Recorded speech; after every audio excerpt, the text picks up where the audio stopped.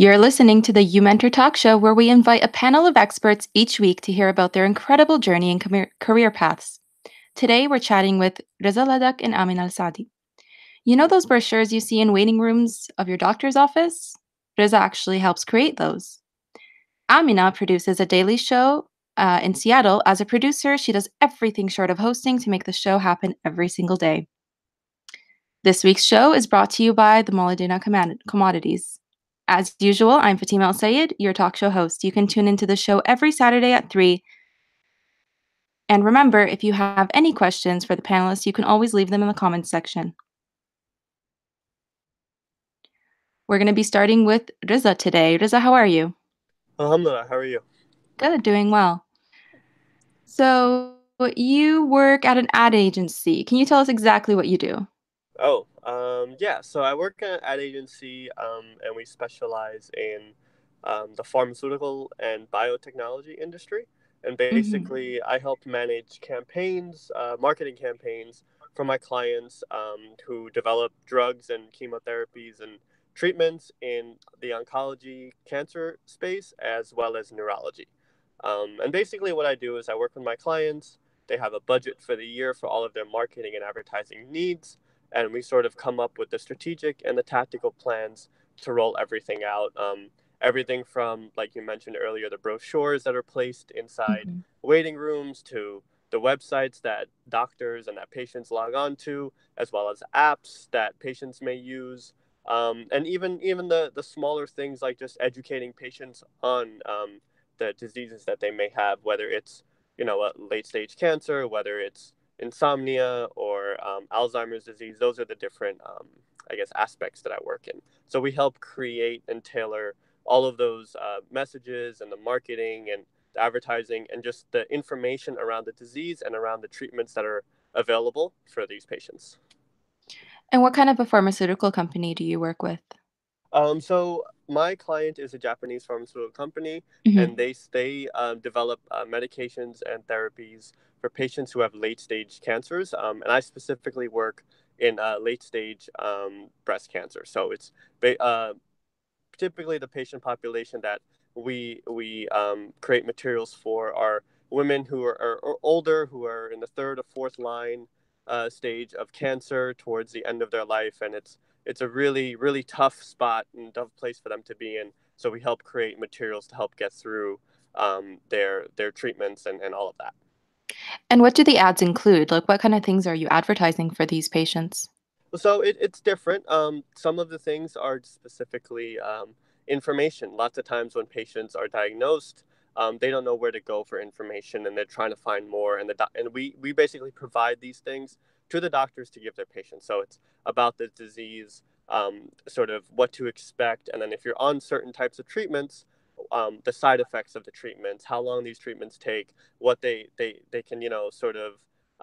What they may experience while they're going through treatments, their infusion therapies, the types of questions they should be asking their doctor, the diets they should have, any lifestyle changes they need to make. So it's Mhm. really informing them in a multitude of ways about the disease, but also about the medications that they may be taking. As you may hear, chemotherapies are don't always necessarily have the best responses for people. They're there's a lot of information about chemotherapies that don't people that don't have Yeah. that don't know. So basically it's really getting all of that out there to them and making sure all patients as well as their doctors and their healthcare providers, their nurses, their family members, have all the information so they know to make the informed decisions, the correct decisions, and also once they've made a decision, what they can expect.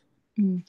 And have you seen that this has changed or affected the lives of these people in any Yeah, way? yes. Actually, it's really interesting when you work in a space like this because it's such Mhm. a niche market. You actually have more exposure to the doctors, to the patients themselves. There are so many advocacy organizations just out there trying to, get money for research and put events out there so people know what's happening. And through this, we've actually met a lot of patients. We've created campaigns where patients can network with other patients and build a community.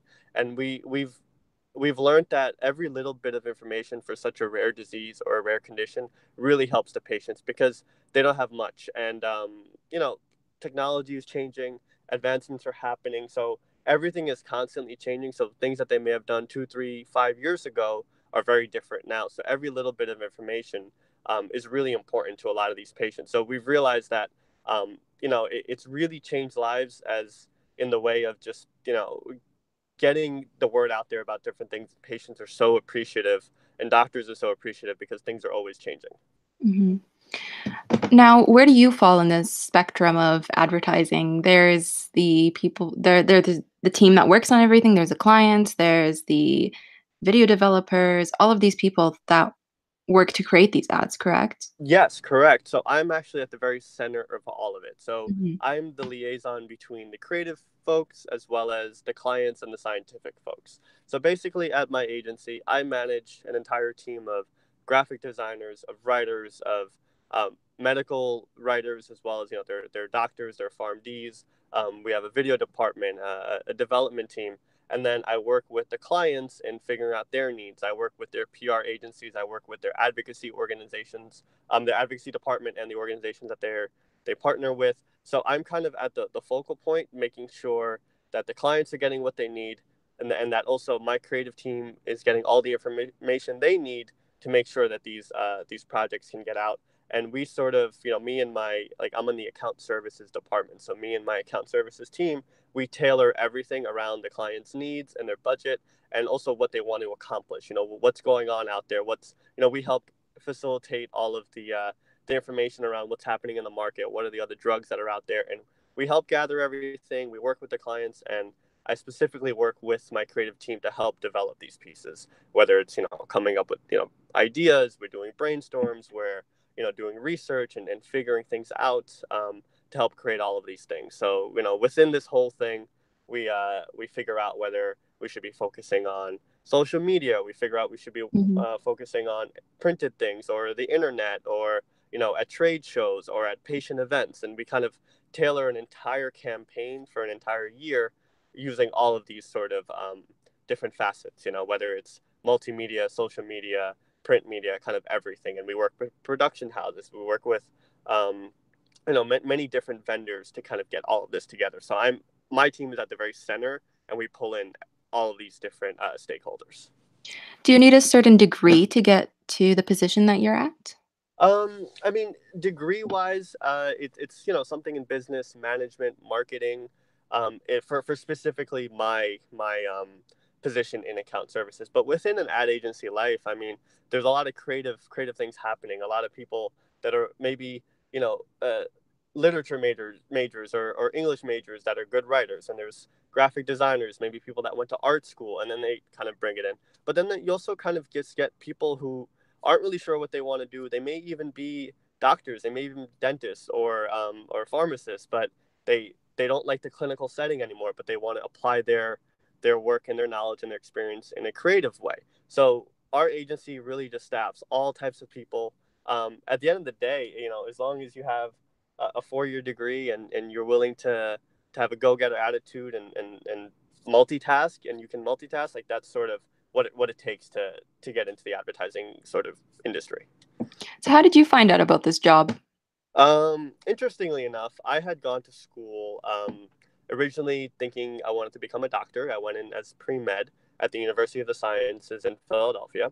I figured after a few years it wasn't really for me, but I really liked the science. I didn't want to get rid of, the like my focus in science and in medicine. And I felt I was more creative in certain ways. So I found it a major that kind of blends the both. It was actually pharmaceutical business, which is really interesting. So I took a lot of science classes, your pharmacology, your anatomy and physiology, pharmacoeconomics, kind of very geared to the pharmaceutical industry. But I also took advertising 101, marketing 101. I took art classes and interface design and kind of all of this. And I was able to really blend my my love for science and my passion for creativity and kind of put it all together. And coming out of college, I was pretty much geared for the advertising industry. And you come across the pharmaceutical space of this, and I didn't know that there was an entire section of advertising that are just targeted to pharmaceutical and biotech and healthcare sort of companies. And there's a whole world out there of just creative science happening, and it's really really cool world. So you really got to mix, everything that you love in one job. Yeah, yeah, it's really interesting. Growing up in the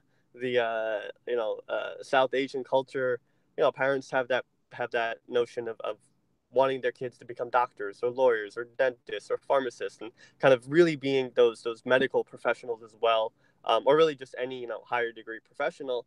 And there are many of us who may like art, who are creative and don't necessarily have that outlet growing up, and this is a great way to kind of blend both. And it's really interesting. There are some brilliant people that I work with that could have easily become, cardiologists, but they really like using their creative side of their brain, and they use that for their work within the ad agency, and they're still able to pursue their passion as well as use their creativity. And does everyone that work with you have a science or creative background? No, no. A lot of people don't. A lot of people just may have a business or marketing background or a PR background. And Mhm. one of the things about advertising is it's about learning on the go. The application of marketing and advertising kind of can transcend across any industry you're in, and you're kind of using the same basic knowledge and experience across all types of industries, whether it's consumer or pharmaceutical or sports or whatever it is, but that you kind of take that time to learn and know the science behind it. So a lot of people that come into the industry are good at multitasking, are good at creative things. They may have not learned anything about science before, but this is their opportunity to learn and grow. And that's kind of what it is if you can learn about this as you're going along, you become better at it. And that's the beauty of this industry, that if I really wanted to, I can step out of the pharmaceutical industry but be in advertising for, let's say, sports, and a lot of the base is still there. So you don't necessarily have to have the science background to begin with, but you have to at least have an idea to be able to grasp it and move forward with it. And if someone were to come and ask you for advice, like a new student who's trying to get into this job industry, what would you tell them? Well, it all depends on what side they're trying to get into, whether it's on the Hmm. PR side or the account services side or the creative side. It's not to be sort of scared away by the science. If you have a creative passion and want to use it for something more and really meaningful and really to help people out and patients out, this is a great industry to get into. All of these companies offer internships, whether it's in writing or in graphic design or in web development or app development or even on the production or the video side of things. There's so many avenues to get into to use your creativity and use it for a good outlet in helping others get through their treatments or get through their diseases that they're having. So it's a slightly more rewarding way to be creative. Hmm. Is it a very demanding job? It is, yes, yes. It's one of those industries, and advertising across the board. They're saying, everything is due yesterday. There's constantly things happening all the time. Clients have, big deadlines, fast deadlines, and in our industry specifically, everything has to be approved and go through the FDA. So, and that's in the United States. So it becomes a very structured process that you have to meet certain deadlines that the FDA's are sort of regulating. So a lot of things are happening at the same time. I mean, I'm currently working on maybe 15 or 20 different projects at once and across the Wow. multitude, whether it's digital, print, social media. And we have a large team to do this, but it's one of Hmm. those things where it's constantly on the go. You know, you're it, and to be honest, it's not a typical 9 to 5. There's no such thing as 9 to 5 in advertising. Sometimes you have 10 to 4, great. Sometimes you have 8 to midnight. Like you're really Hmm. sometimes you're working around the clock. Sometimes you're not. It all really depends on your I guess your peaks and valleys, so to speak, with your clients. But it is very fun. There are a lot of perks to it as well. So it's a balance, and some days are better than others, but it is a lot of fun. Can you walk us through the whole process of how you start with the client giving you the ad that they want and then to actually executing the ad? Yeah, yeah, absolutely. I mean, in the beginning, it starts with their strategies. What are their larger goals for the year, or for the next 3 years or 5 years? And let's just say it's something as simple as we want doctors to be able to prescribe or think about our chemotherapy and prescribe it to more patients that are fit this patient type. And we go, okay, what are the different ways we can do it? So one, we think about the first, we start brainstorming in the different ways that we can get this information out there and the different ways that it'll directly impact doctors writing this prescription or whatever it may be. And for example, if we choose a brochure and we find that there's a lack of information when a patient comes into the waiting room and they don't know about this chemotherapy, or the doctors just don't have that information. So we decide, okay, let's create a brochure. So first, we sit in a room together with the client and with my creative team, and we kind of brainstorm some ideas of what this could look like, what it could feel like, the different messages and the different things that the clients want to get across. What are the important information points? What must go in the piece, and what it's okay if it's not in there, type of thing. And so first we have those brainstorms, and then we give it to my writing team. They take maybe a week or so to come up with the entire manuscript. So they basically write the entire brochure from cover to cover and everything in between, including all of the safety information. If you listen to a pharmaceutical ad, there's all the important safety information, there's all the side effects and all of that. So all of that has to be weaved in, and it has to be a full transparent piece with all the information about the drug.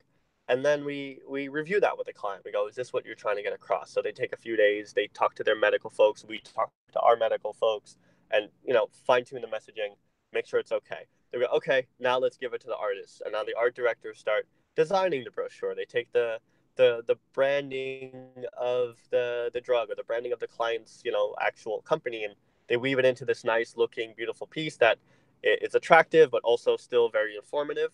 And then we have to submit that for a medical, legal, and regulatory review. And this MLR team is a part of the client's team, but they're governed by the FDA. So they have their rules that they have to go by, and they have to see the piece, say, okay, are we overstating something too much, or are we saying something that's an embellishment, or is this, are the sources that you're using too old, or they're not most current, and they kind of look through everything to make sure it is the most proper type of information for these patients, that are going to be looking at it. And then once they approve it, we go ahead, we make their changes, and then we send it down to the FDA for them to sort of give their stamp on it. And then simultaneously, it then goes into production, into printing. So basically, this whole piece, from the very first brainstorm to the day it's released into the production team to print it, could take up to 8 weeks, sometimes longer, depending on what the piece is. And if there are lots of comments from the FDA, if we have to go back and forth with the FDA to make sure that it's okay. So it's quite extensive. So the reason we do so many projects at once is because it takes 8 weeks for one project to get approved. So we have to constantly be having work in sort of the pipeline and in the stream of things. So as one gets approved, the next one's getting approved, and the next one's getting approved, and it's all kind of coming out together. That sounds so interesting. Yeah, it's fun.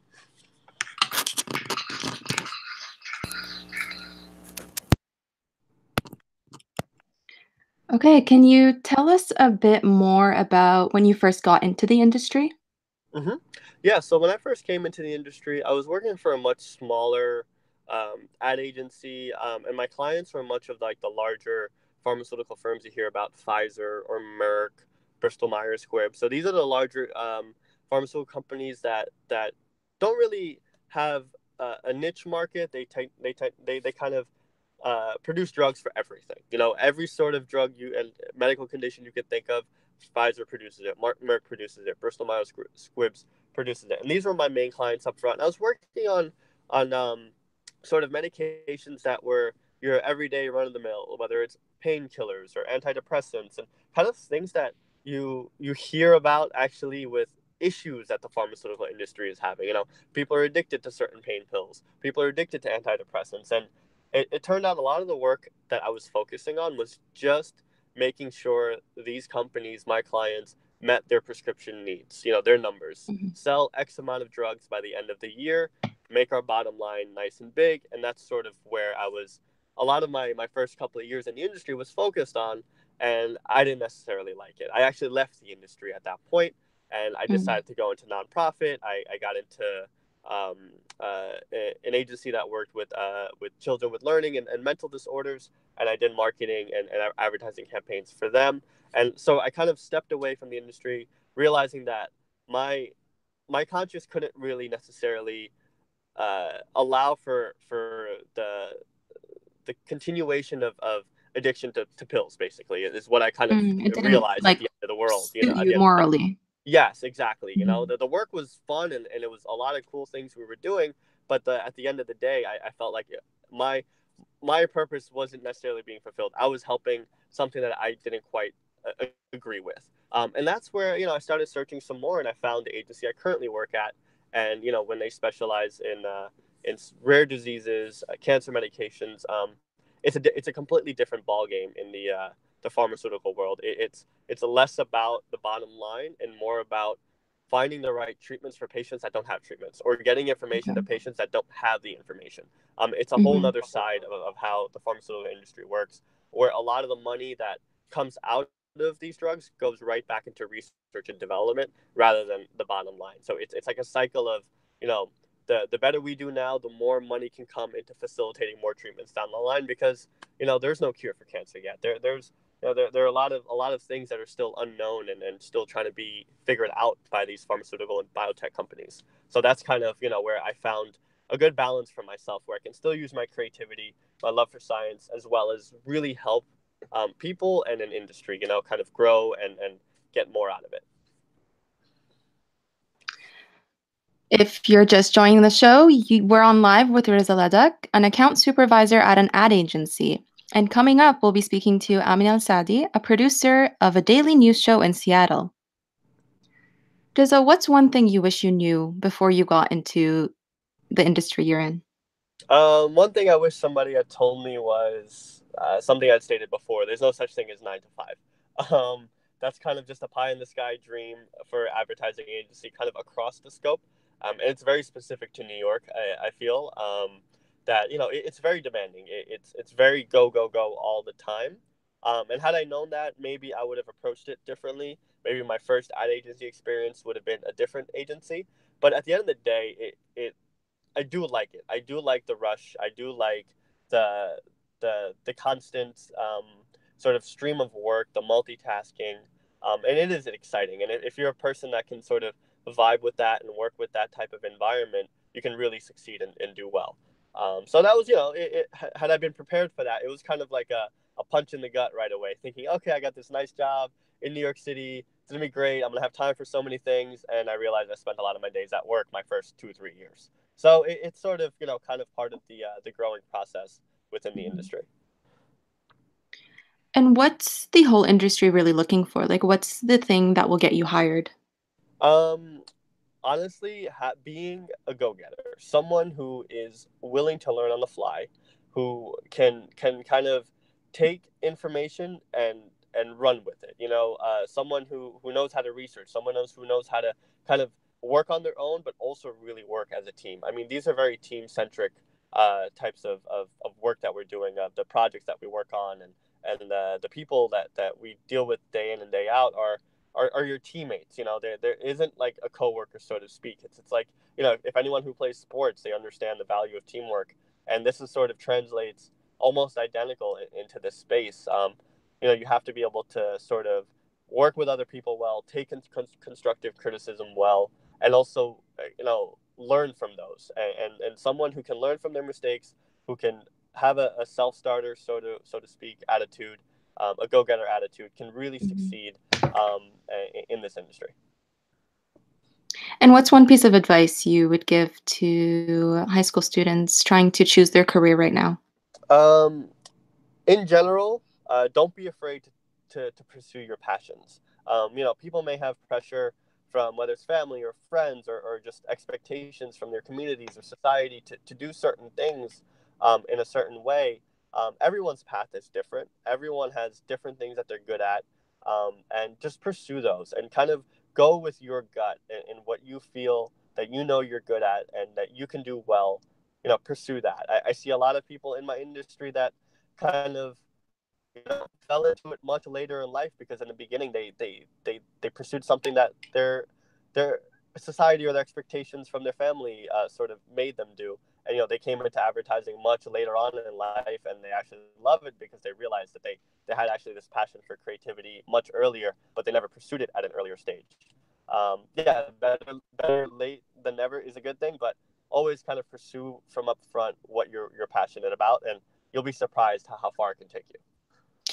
Is it tough working in a place where you see all of these people who are in late stage cancer who have such tough diseases? It gets to you actually, and just recently, it's really interesting. I was on a call with an advocacy organization, and that we work with, and we're creating this campaign for patients to really share their voice and learn from others and talk about their condition and their treatments and their experience. And it turns out that one of them recently had passed away, and she wasn't that old. She was only like 60 years old, and had late stage cancer, and she passed away. And 3 years ago when this same story happened, we were all down and we're like, oh my god, this is heartbreaking. And then just recently, about 2 3 weeks ago, another patient had passed away, and we felt bad, and then we like shrugged it off and just kept going. So it's really interesting. It's kind of like you get desensitized to it, but you also have to keep it top of mind, because all the work that you really do is important and it's helping people, but at the same Mhm. time it's real, right? Like you don't. And luckily for this job of mine, like I'm able to experience that there's actually people behind this, and it's not just a hypothetical patient or hypothetical set of people that are receiving the work that we're doing or that our clients are working with. It's real, and cancer is real, and all of this is not just a job anymore. It takes more. And it's really interesting, and it sometimes it gets you down, but you also have to know that the work that you're doing is going to help make things better in the future. You may not see immediate impact. This person may not have benefited right away from the treatments that are currently out there, but the more you work at it, the more you try to work in this space, who knows what could happen in 5, 10, 15 years down the line. So you kind of have to have that outlook. What about balancing this kind of work that you said is very demanding with your own personal life? Does it Uh, become hard? yeah, at times it's a challenge, but I think if you're a person who can multitask and do all of this, you'll be able to find time for other things as well. And it's kind of just being able to balance that. There are its moments where you do have that free time and you can have a nice work life balance. Sometimes it's not there, and it becomes a part of the norm, I guess. Maybe it's a Mhm. sad thing. I don't know. Maybe it shouldn't become part of the norm. But I think that's kind of what happens in New York or any really big city. But you kind of go with it, and you realize everyone else is going through it with you. Your coworkers, and if you build good Mhm. relationships with your coworkers, you can end up having good teams, and we look out for each other. Like my team would be like, oh hey, if I see somebody that's just drained and down and out, like, hey, go take a couple of days off, don't worry, like there's a whole team of us that can handle your work, like no big deal. So if you Yeah. build a good relationship with your team, you can get through those tough weeks and months of constant work, and you can really like have each other's backs. And you do work in a place where you feel like you're giving so much, so it's sort of that balance of getting that fulfillment from your job and also having time to rest. Yes, exactly. My family says I don't rest enough, but that's something I gotta work on. Okay. Do you have any last things you would like to say to the future generation of ad advertisers? Yeah, I mean, it's funny because in the beginning, sometimes you forget how much impact you have within advertising, Mhm. because your message is being seen by everybody. The entire world is seeing, especially depending on the industry you're in, but like you don't know the impact that you may have on somebody, whether it's positive or negative. So, always do things the right way. We've seen, we've come across teams and people that try to take shortcuts with certain things, or clients, companies that take shortcuts with things, and it really has a lasting impact down the road. So if you do things the right way, your message does come across to everyone, and it has a lasting impact. So for people that are trying to get into the industry, um, know that your work that you do is not just within your teamwork circle. It really impacts a lot of people to sort of have that oversight and that outlook on how everything sort of works. Thank you so much, Riza, for your sharing your impactful career path with us. No, no, thank you for having me. Before we get to Amina, just a reminder about our Umoja Soccer Academy session. We currently only have spots left in New Jersey, so if you'd like to join, please reach out to us at info@umojaaoutreach.org. Amina, how are you today?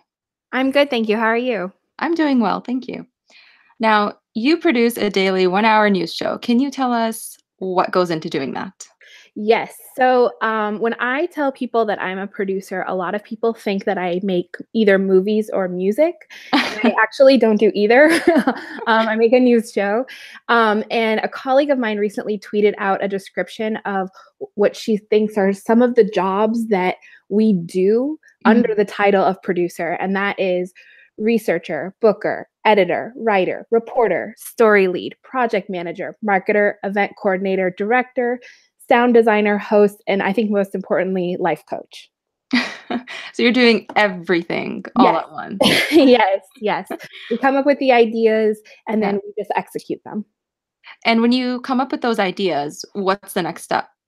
Well, so sorry, when No we, worries. we we come up with an idea in a pitch meeting and it gets approved by the team, and then we go out and start researching as much as possible. We start calling up people who are experts in the field or people who might know people who can speak to the topic. And we pre interview them, have conversations. We take all that information and we distill it down into a really focused conversation. Mhm. And then we write a script, we write a lead in, we think about all the other sound elements that might be needed, whether it's getting clips to help tell the story better or finding some musical element or other sound element. We write the questions. We hand all that over to our host and we kind of coach them on what this conversation is going to look like, what listeners are going to get out of it. And then the host will either take it and do it live on the show. My show airs from noon to 1 in Seattle on an NPR affiliate. And so either it's live, in which case we have to coordinate all the elements that are required to get that person on the air, whether it's bring them into the studio, book another remote studio, or um, get them on the phone, or we're scheduling a taping, in which case we're editing the conversation after it happens. And then and then the conversation takes place, and then we take that show and we put it up on the web. We work on social media promotional information about that, and then we start all over again the next day. So this is all in one day. Yeah. Oh yeah. A lot of times people will see the host and think, oh, wow, this host is amazing. The show is so great. But there really is so many people that go into creating that one show or that one segment. Absolutely, absolutely. And I think our host is very talented. I mean, I don't want to take anything away No, from of our host. course. They will often add a lot of the personality and feeling into the conversation. Once we hand over the conversation to them, they're the ones who really have to make it come to life. And so Yeah. sometimes that means they're going off script a little bit and following the direction of the guest that we've put in front of them. Mhm. Sometimes they'll rewrite our script a little bit, but I always feel really good when my host just reads exactly what I wrote verbatim. And how did you start in this career? What sparked your interest? Well, I always loved to write stories, and I thought when I was in my teen years, I probably wanted to go into journalism. But I think the moment that really sparked it was when I was about 16 years old or so. I was listening to a program on the station I work at now, and the KUOW. Mhm. It's an NPR show, or actually, it's not an NPR show. It's came out of the station in Chicago, WBEZ, but it's called This American Life. And on this show, they were talking to they were telling the story of a Muslim family in, I believe, the New Jersey area who had a perfectly normal life before 9/11, and then after 9/11, their lives kind of changed. They experienced a lot of racism, Islamophobia, discrimination. And listening to that story, I felt really moved by it and I related to it in so many ways. And I was also, this wasn't the kind of story I was hearing or seeing in the media. This isn't how Muslims were being talked about or portrayed. It was very humanizing. And as a Muslim, I didn't need to have Muslims humanize for me, but I couldn't believe that on this kind of mainstream platform we were hearing this story. And I thought, if people who work in this field have the power to do that, to bring these stories to a wider audience, then that's what I want to be able to do too. And it's interesting because at that time, it was something that wasn't so common to hear those stories. Yeah, absolutely. Now, what else did you study in college or university that sort of helped you in this career? A lot of Yeah, people do take different majors and minors. yeah. Well, I actually never studied journalism. I studied English and psychology. So that's what I got my bachelor's degree in. Um, a lot of people they might study journalism, they might study economics, or maybe they're pre-med, or maybe they study history or political science or international studies. I think it's really important while you're in university to um, kind of help yourself gain another area of expertise. And I really loved English because growing up, I always loved literature, and I just love analyzing texts and explaining it, and kind of understanding the message behind a story that's more than just what is put in front of you. And then psychology, I've always been really interested in the human psyche and how we as human beings process the world around us. And I thought maybe I'd go into counseling instead of psychology. I entered college in 2008, which is when the recession hit. And so even though journalism The was my newspaper goal, recession. exactly. In fact, I had wanted to intern at a newspaper in Seattle, and it closed before I was old enough to intern there. Aw. So I saw the industry as maybe being a little difficult to get into, maybe not being that lucrative. And so I had a backup plan, which was counseling. Okay. Now, in the field of journalism, there's a lot of it's weird because you might get into a job without having a degree, and sometimes you have to have a degree. So, what's the requirement nowadays? Yeah, I would say that most most of the major publications and organizations are going to want a degree. I know some folks who were able to be really successful without a degree, but they kind of hit a wall at some point. As you start to advance, get closer to a management job, or if you want to make more money, bosses are really going to want to see a degree. And a lot of jobs that are open require a degree, even to get an interview. Now, I know the industry is talking about this a lot because a degree can be really prohibitive, and or having a degree can be really prohibitive, and the industry is really reckoning with how what a lack of diversity there is in newsrooms, and how that really blocks us from telling the widest range of stories and experiences. And I don't just mean like ethnic diversity, I mean like economic diversity is a huge problem. Yeah. And if you're only employing people who have a degree, you're really not accessing a lot of people who could be incredible storytellers, incredible journalists. They just don't have that formal education. And when you're going into the field, do you have to get an internship right away, or can you start working? Do you get paid right off the bat?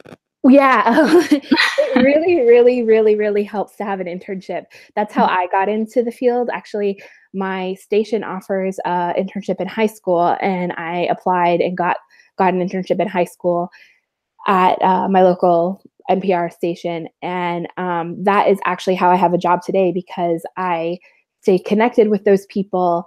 I got formal training and experience before I even applied for the job, the entry-level job that I have now.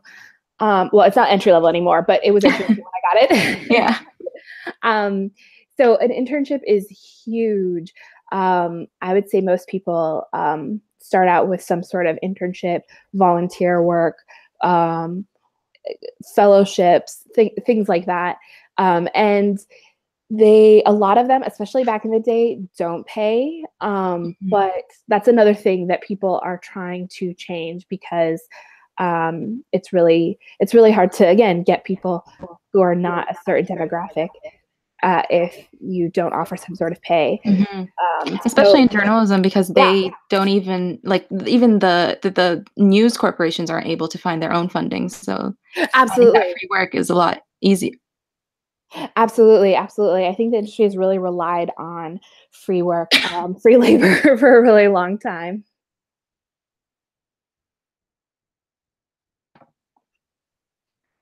Now, when you, sorry, do you come into the career with your own personal experiences? Yeah, I definitely think so. And it's interesting being Muslim American. Like, on one hand, when I started out. Okay, so the reason I wanted to get into journalism was because of my own personal experiences, my own personal story. I didn't, with the exception of that one story, I didn't really see myself reflected in the news, and I felt like the way that Muslims are being written about and portrayed was so narrow and inaccurate. But then once I was actually in the room and in the field, I was really worried about this new challenge, which is being kind of typecast or pigeonholed or accused of being biased because I'm pitching only stories about Muslims or immigrants or people from the Middle East. And especially as someone who is visible, it becomes even Oh harder. yeah. Oh, absolutely. Yeah. I mean, I would think about, what my colleagues might think, what people who look at my byline on our website might think about me and what I'm reporting on. And I was worried that people wouldn't trust my reporting if they're only seeing that I'm talking to and about Muslims. So I ended up, like, especially early on, avoiding those stories and not not going after them, and just pitching your general run of the mill stories. And now that I've been in the industry for a little while and gained a little more confidence, I'm seeing that a little differently, and I'm trying to find a way to have those conversations and pitch those stories, and take ownership of what I can bring to the table. So, what piece of advice would you give to someone who is trying to get into this career as a visible Muslim? I would say do it. You really do it. I mean, this the doors are really opening, and newsrooms are really looking for a wide variety of voices and experience. And so the fact that you come from this background is really really advantageous. You bring something different and unique to the table. So sort of become an asset. Absolutely. I mean, not universally. It's not like it's not like every organization is going to see it that way, and it's not like that's what's going to get you in the door. You still have to have really, really strong credentials behind you, and you have to have kind of the skill and the talent to back it up. But I would say that I would just, this is really hard to kind of, put into action, but just have the confidence in your voice and your experience, and listen a lot to those around you, but also don't forget to speak up. What's one thing you wish you would have known before you got into this career? I think one thing I wish I would have known before I got into this career is, just that I should, that my voice and story has value, and it brings a special kind of nuance to the work we do, and to not shy away from pursuing those kinds of stories. The other thing that I really wish I would have known is just my worth as a producer and reporter. I think a lot of people, it's a really hard job to get into, and it's also, especially if you're going into public media, the idea is it's very altruistic work, and you don't need to, you're just lucky to get the job. So don't worry about negotiating a salary or that is high. It's public media, and you're just lucky to have the job. So just take what you can get. But one of the things that I learned is that's absolutely wrong. You need to negotiate. You need to know what they're paying producers and reporters around the country, and you need to negotiate really hard for a higher salary when you're walking in. Because one of the things I've seen in my experience, just talking to other producers of color in the industry, we often get paid a lot lower than some of our peers. And I think part of that is, wow, I just got a job, and like that's, you know, you take it because you're excited to have it. But I would say, yeah, do what you can to find out what the going rate is in the industry, and go for it. And I have a lot of resources right now. So if anyone wants to know what they should get paid, you can contact me and I will tell you. So you suggest people talking to people who have already had that experience? Absolutely. Yeah. Actually, I was just at a conference 2 weekends ago, and it was it wasn't a public radio conference. It was a audio producers conference. And one of the sessions I attended was for people of color in the industry on how to talk about money. And one of the things coming out of that I really learned about was how we just need to be more open and frank with each other about what we're getting paid, and that's the only way that we're going to start changing some of these like dark patterns that have been well established.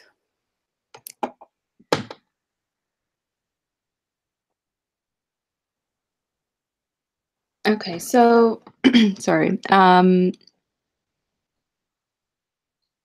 What's the moment or the most interesting story that made you think, yes, I love journalism? Before I became a journalist, or while I was? While you're a journalist. And there are so many. I feel like even just Friday, I was having this conversation with a professor at Seattle University about voting. So we have this series called Sound Cues, where listeners will write in with questions and we try to answer them. And it's actually the premise of a new podcast that my station's launched, but our show has been helping promote that podcast by answering some of those questions. And one of the questions that came in is, why did Washington State go to vote by mail, and how is that an effective way to get people to vote or not? And it might sound a little boring on its surface, but after having this conversation with this professor, I feel like I walked away understanding our democracy and how voting works so much better. I was really surprised at how much I learned from that conversation, and how it really made me see this huge process that affects so many of us, and it's so vital and so important, really differently. And I'm really excited to bring that to our listeners and help them answer this question. It's things like we think of the low voter turnout amongst Americans as some sort of sign of misinformation, or people they don't care, or apathy. But a big part of it is, one of the problems in America is we're sort of a super democracy. We vote on everything all the time. There's so many elections happening that that's the problem. We're asking people to vote too much, and so it sort of tunes people out. And I thought that was really interesting to hear that it's not necessarily that we should have this, we should lose our faith in the humanity here, but it's maybe that's a problem with the system that is causing this low voter turnout. And how demanding is journalism as a career? It's pretty demanding. It really, I have, for a reporter, they're going to have a completely different schedule than I have. As a daily news show, we have this sort of facade of a regular schedule, which is our show happens at noon every day. So we, start our day with an 8:30 meeting. and we theoretically should end after the 8 hours have clocked in. But because we're trying to fill an hour of programming a day with anywhere from 3 to 5 segments, we're constantly, my team and I are constantly thinking about what is happening. How do we talk about, and how do we talk about it, and how do we tell people about it, and how do we fill that hour? So yeah, you're constantly reading and consuming and looking at the world around you and thinking what is happening, and how do we talk to people about it? Can it be hard sometimes trying to find those stories? Yeah, it's interesting. I think we get a little desensitized. Uh, there are so many stories that I feel like I've told 100 times. If I hear one more person talk about how Washington State needs an income tax, to me that is just, I'm always hearing that, and I'm always that's always seems to be the answer to every question that we're posing, and so you get a little burnt out, and you feel like, oh, I've told every story, I've talked about everything. There's nothing new or interesting or exciting in the world, but um, even on a local show, there is just so much happening, and there's so much we haven't uncovered. So I think it gets harder to find those stories. At some point, you have to start digging deeper. You have to start going to new places, and you have to start talking to more and more people that you don't often talk to. And sometimes those stories get harder to tell, but I don't think we'll ever run out of things to say and talk about. As a journalist, is it really hard to balance being unbiased? Yeah, I think that's a really interesting dilemma that's happening in newsrooms these days. I was just actually listening to a conversation about this idea of being unbiased and this argument of objectivity, especially in the Trump era that we're living in now. There is a lot of pressure to stay objective because we're constantly being accused of not being objective, and especially um, as someone who isn't a white man, which has for so long kind of been the standard of who is telling these stories. You are always having to prove and go the extra mile of showing and proving that you you are objective and fair.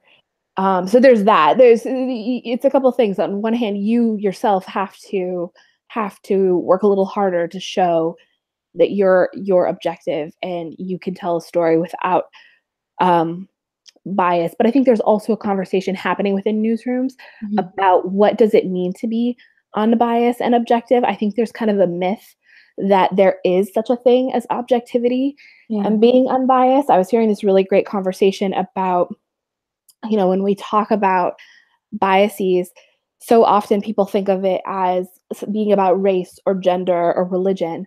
They don't think of it about being. They don't think of it as being. Do you have a degree? Do you use rideshare? Do you use Airbnb? Do you all of these things, like, do you order off of Amazon? All of these things can create a bias within you, and so when we're looking at our newsroom and looking at who's biased, who's not biased, I think we need to broaden. I think we need to really reckon with that conversation and broaden that conversation out to more than just targeting the people of color or the women or the Muslims or the Jews or the minorities that we tend to look at. And usually, not being biased is the old school journalism way of doing things. The white Right. man who used to sit on the typewriter writing all these print stories. So the world really is changing from that perspective. Absolutely, absolutely. And I think we have a challenge. There's this old adage. I hope I don't mess it up, but I've been hearing it bandied around a lot, which is a reporter, when it's raining outside, you don't just talk to person A and person B to get their statements. You look outside and see if it's actually raining. And then I heard someone who expanded on it and said what we need to be doing is also asking the question, why is it raining? Mm. Which is this idea that we should be looking at the systems that are in place in our countries and questioning how things got the way they are. And if we're not telling those stories too, we're not really telling the true story of what's happening. That was another conversation that happened at that conference that I was at. Looking at why this person is angry, why this group of people is doing what they're doing, why things are going on the way Yeah, that they are. Mhm. absolutely. What kind of advice would you give to people who are coming into this career? One of the things I would say is um, I'd really recommend trying to um, really sharpen all the skills you're going to need to enter this field. So, um, practice telling stories, looking at narrative, um, practice research, practice writing, practice audio editing, practice videography. Um, just sharpen all those skills that you're going to need, and also um, don't just focus on the field itself. Try to immerse yourself in another community or another area that you might be really interested in. If you want to report on immigration, spend time in immigrant communities. I mean, if you are, you know, a lot of us come from immigrant families and immigrant communities already. Spend time working with refugees. Spend time trying to build connections to communities that you don't come from. Read as much as possible. Just Mhm. read. Consume what you can. Listen to the great podcasts that are out there, and watch the great shows that are out there, and um, think about what they're doing and how you could do it differently. Mhm. And then when you walk into the field, you already come with a deep understanding of what you want to do and how Mhm. you want to change it. Do you have to have a certain field of interest in this whole field? Because there are a lot of places that you can go. Yeah. I mean, um, not necessarily. It's interesting. I feel like I'm very much a generalist. I'm just so fascinated by everything that's Mhm. happening.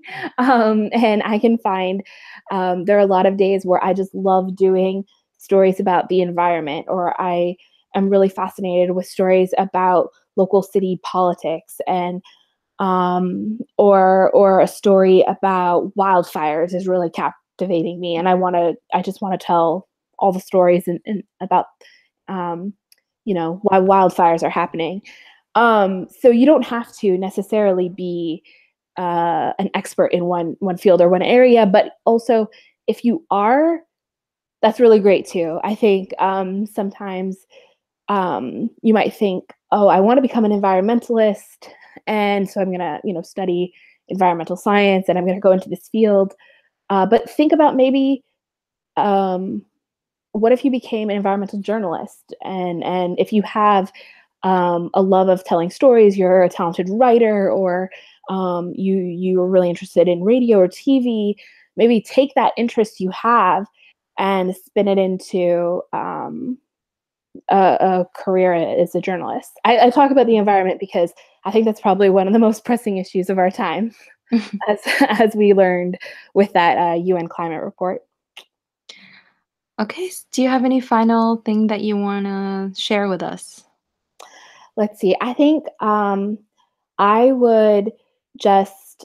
I really want to echo what Riza said about pursuing your passions and um, not bowing to the pressures that society and sometimes our parents put on us. And I don't say that to like not listen to your parents, because you definitely should. They have a lot of sage advice. But I think working in a career that is not traditionally pursued by folks in our community, Mhm. it's not valued often, and it's not always understood.